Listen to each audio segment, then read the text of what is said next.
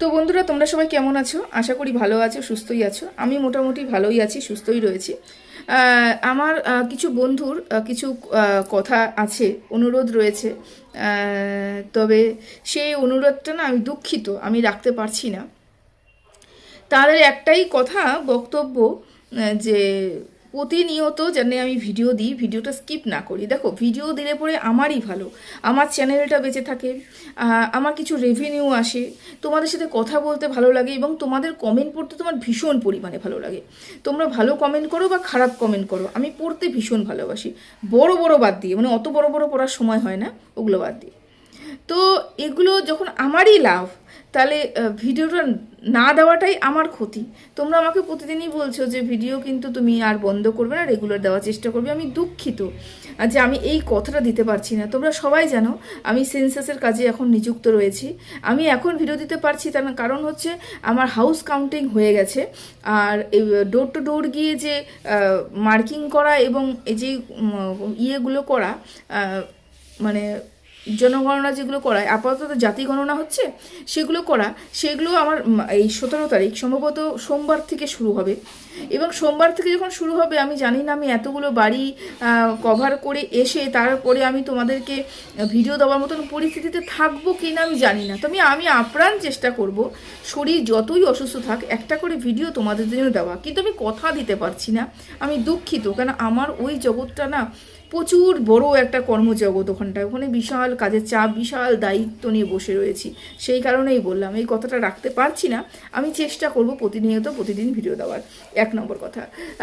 আর একটা কথা, সেটা হচ্ছে আমি যখন এখানে কিছুদিন আগেও কন্ট্রোভার্সি মানে বন্ধ করেছিলাম, তার কারণ তোমরা সবাই জানো যে আমি ছিলাম, মানে সেন্সাসের কাজে ছিলাম, বা আমাদের বাড়িতে জগন্নাথ পুজো ছিল, সেই কারণে আমি পুজো দিতে পারিনি, ভিডিও দিতে পারিনি আর কি। সেই কারণে তো তারপরে যখন আমি হঠাৎ করে এখানে আসলাম, অনেক কিছু পরিবর্তন হয়েছে। মানুষের মুখের মানে মানুষের মুখোশ বেরিয়েছে, সব একসাথে, সব দল, একটা দল হয়েছে। দেখো, নাম না করেও, মানে একে অপরের পাশে দাঁড়িয়েও এরা মানে বলছে আমরা কোনো দল নেই, একজনের বিরুদ্ধেই আমি যাচ্ছি, কিন্তু এখানে একটা দল তৈরি হয়েছে। মানো না মানো, একটা কি বলবো বলো তো, বড় ব্লগারের সান্নিধ্যে যাওয়ার জন্য, একটা বড় ব্লগারের পাশে থাকার জন্য, তার কথায় উঠছে এবং বসছে এরকম কন্ট্রোভার্সি ক্রিয়েটাররা কিন্তু একটা দল তৈরি করেছে। তারা হয়তো ঘোষিত করেনি যেটা আমরা দল, কিন্তু তারা কিন্তু দল যে তৈরি করেছে, আমরা যারা দেখতে পাই তারা কিন্তু ঠিক মতন দেখতে পাচ্ছি। আমি 1 মাস প্রায় ভিডিও দিইনি, তারপরে হঠাৎ করে যখন এসে আমি ওয়াইটিতে ঢুকলাম, তখন দেখলাম যে সব কিছুই পরিবর্তন। সবাই যেন কেমন এক জায়গায় হয়ে গেছে এবং আরেকজনকে সুতোপাকে সবাই মিলে আরেক জায়গায় করার চেষ্টা করছে। গতকালকে আমি একটা ভিডিও দেখেছি, সেখানে আমাদের সীমা দিদি বলেছে, তোকে নিয়ে ভিডিও করার সদিচ্ছে আমার বিন্দুমাত্র নেই, কিন্তু কি করবো বল, তুই যে নোংরামিটা করছিস সেই প্রতিবাদ করতে এসেছি। সত্যি সত্যি কি এখানে প্রতিবাদ করে কারোর কোনো লাভ হয়েছে? না, কিছুই লাভ হয়নি। কি করেছে বলে তো, নিজের কথাটা চিন্তা করেছে দিদি ভাই। হ্যাঁ, আমাদের সীমা দিদি নিজের কথাটা চিন্তা করেছে। ও নিজে এই ভিডিওটা করার শুরুতে এই কথাটা বললো যে তোকে নিয়ে ভিডিও করার ইচ্ছে নেই, কিন্তু শুধরাতে এসেছি, তোকে শিক্ষা দিতে এসেছি। পরবর্তীকালে সেই ভিডিওতেই শেষের দিকে সে বলল, আমি ইউটিউব থেকে যে ইনকামটা করি, সেই ইনকামটা আমি সবার জন্য খরচ করি, আমি আমার একার জন্য খরচ করি না। তার মানে মুদ্রা কথাটা কি, এখানে সুতোপাকে বলে কিন্তু ইনকাম করতে এসেছে। আর এই ইনকামটা যাতে পরিবারের কাজে লাগে, সেই জন্যই কিন্তু ইনকাম করতে এসেছে, যে যতটুকুই হোক আমি যেন সাহায্য করতে পারি আমার পরিবারের, সেই দাদার হোক, তার ছেলে মেয়ের হোক, সবার যারই হোক না কেন, যেন সাহায্য করতে পারি একটু হলেও টাকা পয়সা দিয়ে, সেই কাজটাই কিন্তু করতে এসেছে। তাহলে এখানে কি সেটা প্রতিবাদ হলো? না, এটা কোনো প্রতিবাদ হয়নি। এখানে আমরা কি করতে এসেছি বলো, শুধুমাত্র নিজের মানে বলে না আখের গুছানো, ঠিক সেটাই করতে এসেছি। নিজের চ্যানেল বাঁচানো, নিজের অস্তিত্ব তৈরি করা, নিজে ইনকাম করা, আমি সেটাই করতে এসেছি। কিন্তু আমার রুলসটা কি বলো তো, যেটা দেখবো সেটা বলবো। আর একটা মানুষকে সবাই মিলে ছিঁড়ে খাবে, সেটা আমি কোনোদিনও প্রশ্রয় দিই না, কোনোদিনও প্রশ্রয় দিইনি। সেই সময় টিনার হয়ে কথা বলেছিলাম, যখন সবাই মিলে টিনাকে ছিঁড়ে খাচ্ছিল। টিনার হয়ে কথা বলেছিলাম, দীর্ঘদিন টিনার হয়ে কথা বলেছিলাম। তার কারণটা কি, সবাই সেই সময় টিনার হয়ে টিনার বিরুদ্ধে গিয়ে টিনাকে ছিঁড়ে খাচ্ছিল, সেই কারণে। এক সময় কিন্তু ম্যান্ডির হয়েও আমি কথা বলেছিলাম। তার কারণ কি বলতো, এই সব কন্ট্রোভার্সি ক্রিয়েটার যারা এখন ম্যান্ডির চাটছে, সেই সব কন্ট্রোভার্সি ক্রিয়েটার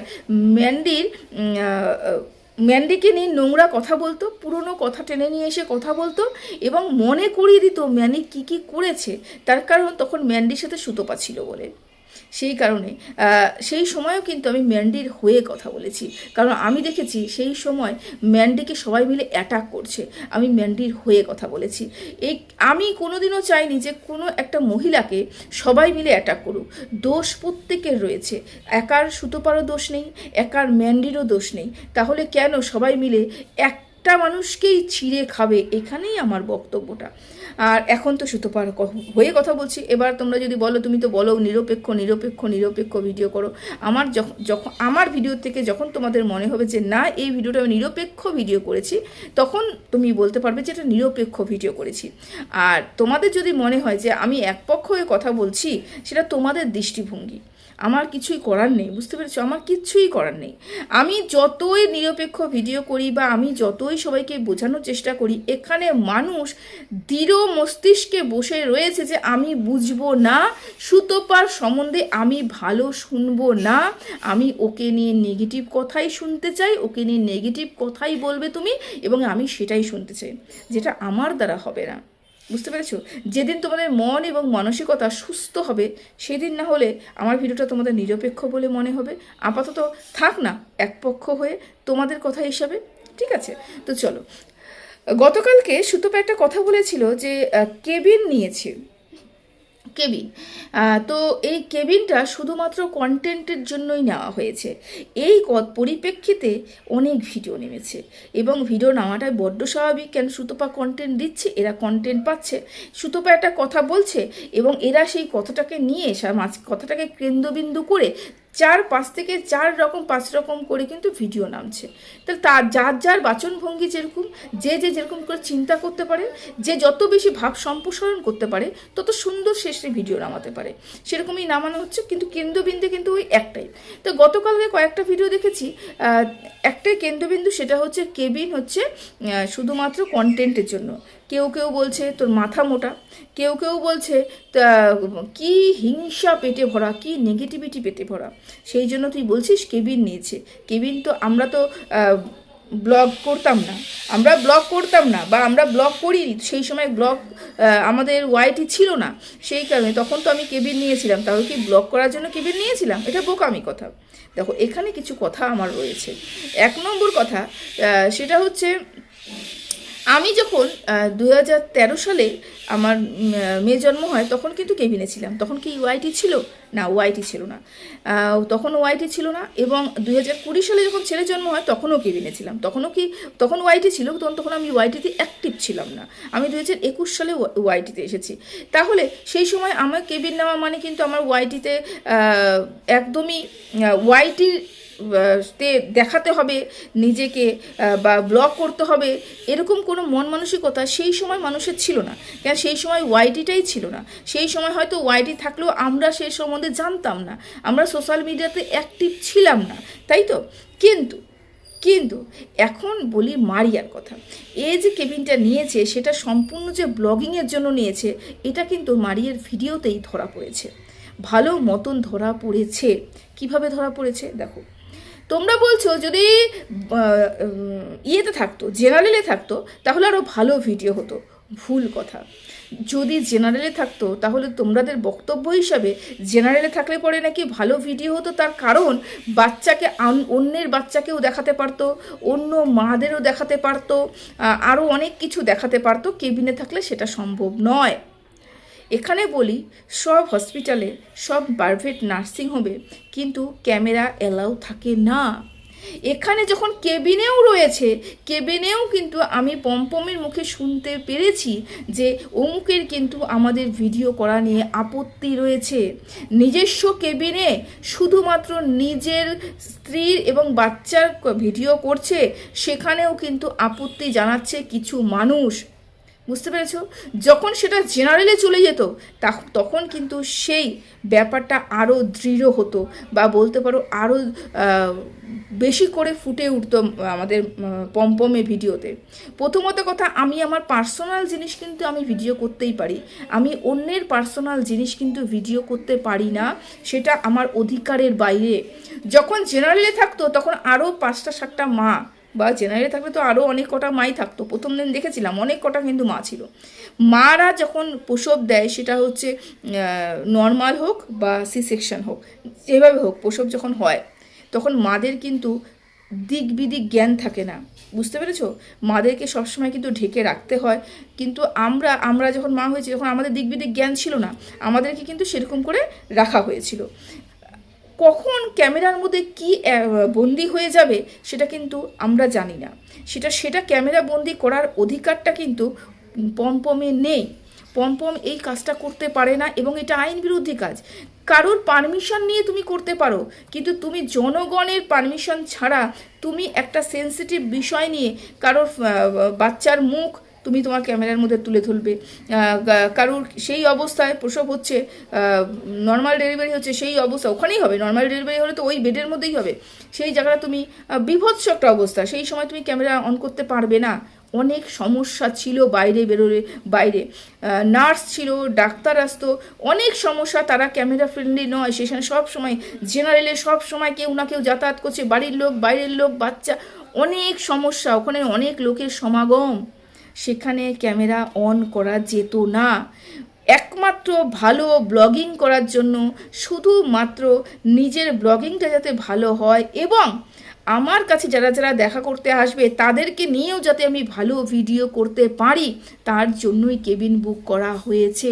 তোমরাই বলো, আজকে যদি মারিয়া ইউটিউব থেকে ইনকাম না করতো, সত্যি কথা বলো তো, যারা যারা এই ধরনের বক্তব্যগুলো রাখছো, সত্যি বলো তো, যদি মারিয়া আজকে ইউটিউব থেকে ইনকাম না করতো, তাহলে কি মারিয়া একটা বেসরকারি নার্সিংহোমে গিয়ে কেবিন বুক করে ওখানে সন্তান জন্ম দেওয়ার মতন ক্ষমতা কি পমপমের হয়ে থাকতো বা হতো?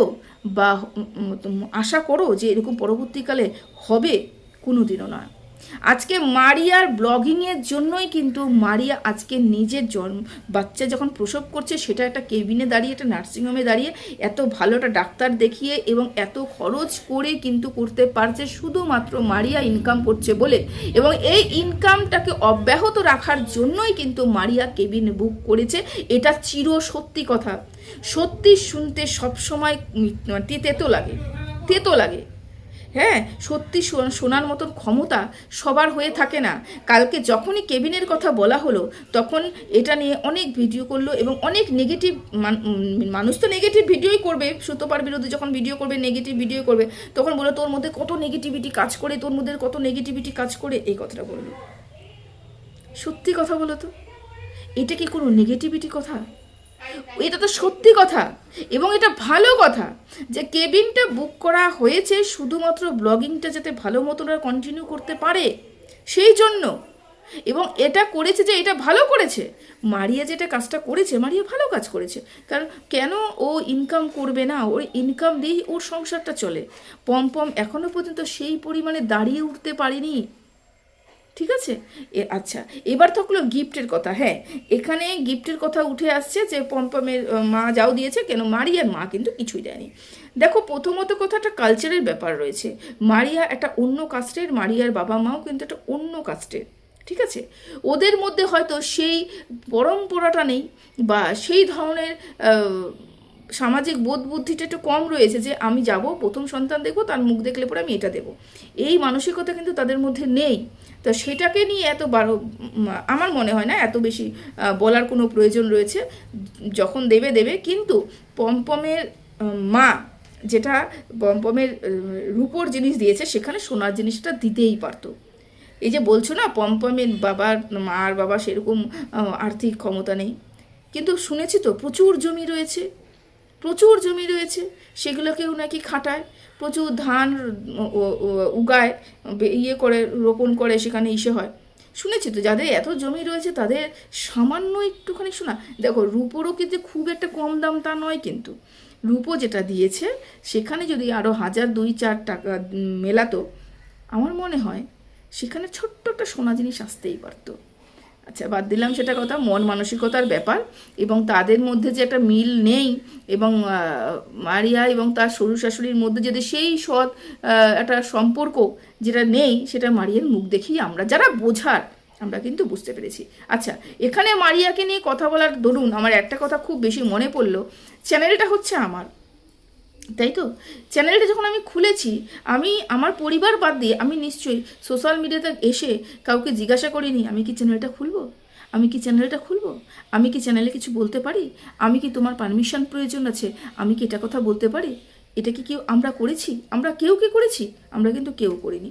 তাহলে আমি কি বলতে চাইলাম, চ্যানেলটা আমার, চিন্তাভাবনা আমার, নেট আমার, ফোনটা আমার, আমার বক্তব্য, আমি স্বাধীন নাগরিক, আমার চ্যানেলটাও স্বাধীন, তাই তো? এখানে আমার যা ইচ্ছে আমি তাই বলতে পারি। যা ইচ্ছে মানে আকবক বকবক করলাম তা নয়, যুক্তি দিয়ে কথা বলতে পারি, যুক্তিহীন কথা নয়। তাহলে আমাকে বলার ক্ষমতা বা অন্য কোনো কন্ট্রোভার্সি ক্রিয়েটারকে বলার ক্ষমতা যে আপনি এমুক অমুক অমুক অমুক করবেন না, কি বলবো বলো তো? এই ক্ষমতাটা আসে কোথার থেকে? এত বড় ক্ষমতাটা পায় কোথার থেকে যে কোনো এক কন্ট্রোভার্সি ক্রিয়েটার অন্য এক কন্ট্রোভার্সি ক্রিয়েটারকে বলছে তুমি কি নিয়ে ভিডিও করতে পারবে, তুমি কি নিয়ে ভিডিও করতে পারবে না।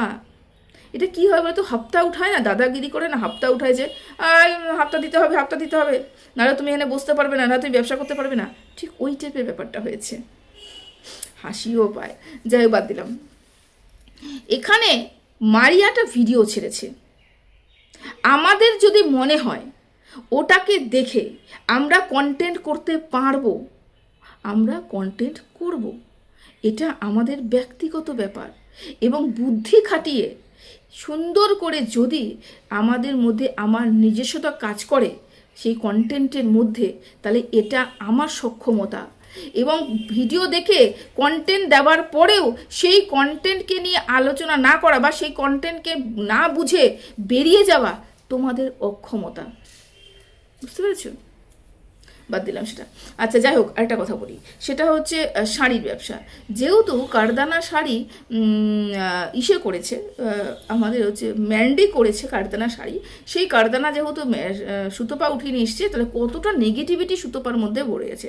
দেখো এখানে নেগেটিভিটিটা কিন্তু প্রথমে ওই তরফ থেকে এসেছিল। যদি আমি ধরতে চাই, যখন প্রথম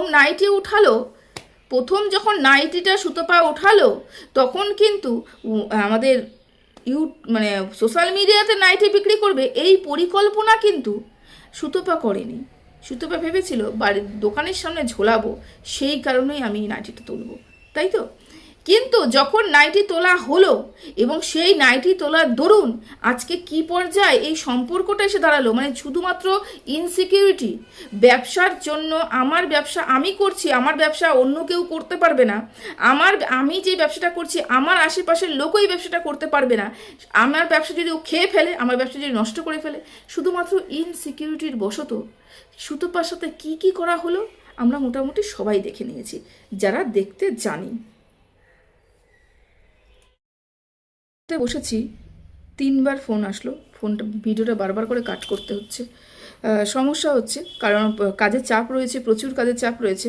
আমার চোখ মুখ দেখলে তোমরা বুঝতে পারছো যে প্রচুর কাজের চাপ রয়েছে। যেটা বাদ দিলাম, কি বলছিলাম না আমি ভুলে গেছি, টোটালি ভুলে গেছি কি নিয়ে ভিডিও করছিলাম, টোটাল ভুলে গেছি। যাই হোক, আমার মনে হয় সেটা নিয়ে নাইটিটা নিয়ে সব কথা বলছিলেন সম্ভবত। তো নাইটিটা তার উঠানোর পর থেকে যে পরিমাণে গণ্ডগোল আমরা দেখেছি, তাহলে এখন আর হিংসে করেই বা কী হবে, বা কী করেই বা কী হবে। যাদের ব্যবসা তারা যেভাবে চালাচ্ছে সেভাবে চালাক। ম্যান্ডি কারদানা উঠিয়েছে এবং তার দাম বেশি নিচ্ছে, সেই হিসেবে যদি সুতপাকে তোমরা দেখে থাকো, তাহলে সুতপারও একটা ব্যবসা রয়েছে। সেই ব্যবসাটা সুতপা যদি এরকম করে চালাতে চায় অবশ্যই চালাবে, কোনো সমস্যা তো কারণ নেই।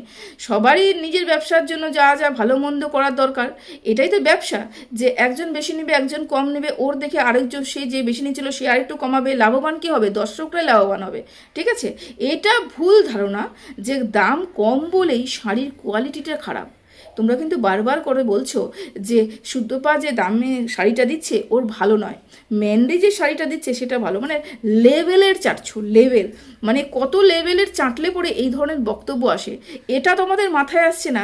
শাড়ি কিন্তু একই, তৈরি কিন্তু একই, শাড়ি এক, তৈরি এক, তুমি শাড়ি এক, সব কিছু এক, কিন্তু দাম ম্যান্ডি একটু বেশি নিচ্ছে আর সুতপা একটু কম নিচ্ছে, মার্জিনটা একটু কম রাখছে। এই চিন্তাগুলো তোমাদের মাথায় ঢুকছে না। তোমরা কি বলছো বলো তো? ম্যান্ডি শাড়িটা বিশাল ভালো, দারুণ ভালো, সুতপার শাড়িটা নকল শাড়ি, সেই জন্য কম দামে দিতে পারছে। বললাম না, চাটলে কোন লেভেলের চাটলে পরে এই ধরনের বক্তব্যগুলো মুখের থেকে বেরোয়। আর ভিডিওটা অনেকটাই বড় হয়ে গেল, আর বলার তো অনেক কিছুই ছিল এখানটায়। আমাদের সীমাদি অনেকগুলো কথা বলেছে, সেটাকে নিয়েও অনেক কথা বলার ছিল, এখন বলতে পারছি না। যদি পারি চেষ্টা করবো বিকেলে একটা ভিডিও দেওয়ার। ঠিক আছে, সবাই ভালো থেকো, সুস্থ থেকো, টাটা।